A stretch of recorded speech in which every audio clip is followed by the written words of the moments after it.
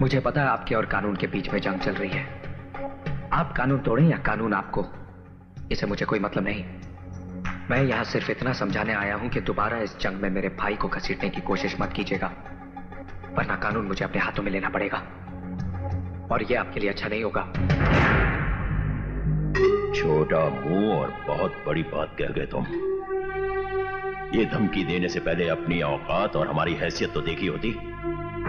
Duty का हाथी को धमकाना अच्छा नहीं लगता बरखुरदार। छोटी होती तो बहुत छोटी है शोभराज साहब, लेकिन अगर हाथी के कानों तक पहुंच जाए तो उसकी मौत का कारण बन जाती है।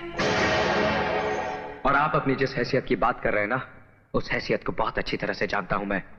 बहुत अमीर करोड़पति हैं आप, लेकिन अपने बेटे की जिंदगी बचाने के लिए भिखारी बनकर मेरे बाबूजी के सामने भीख मांग चुके हैं आप।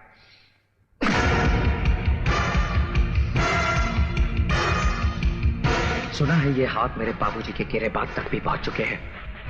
10-15 मिनट लोहे के वजन उठाकर कसरत कर लेने से ये मत समझिए कि आप बहुत मजबूत हो गए हैं।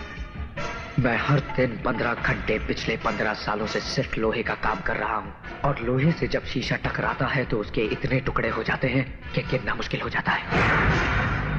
अंग्रेजी में एक कहावत है, एंगर। किसी और को सुनाना। मैं सिर्फ एक जुबान समझता हूं, हिंदुस्तानी, और उसमें एक कहावत है, 100 सुनार की और 1 लोहार की।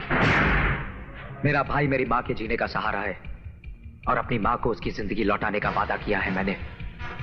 उसकी जिंदगी छीनने की कोशिश करने वाले की सांसें उसके ही सीने में दफन कर दूंगा मैं। याद रखना।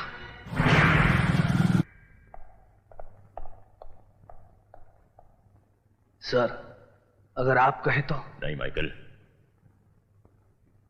मैं तो समझता था कि इसका बाप ही नाग है, लेकिन ये हरामजादा तो कोबरा निकला। दोनों के फन को चलने का कोई दूसरा तरीका सोचना पड़ेगा। क्या कह रहा था वो? कि उसका भाई उसकी मां के जीने का सहारा है? तब तो सहारे को जल्द अज जल्द फांसी होनी चाहिए।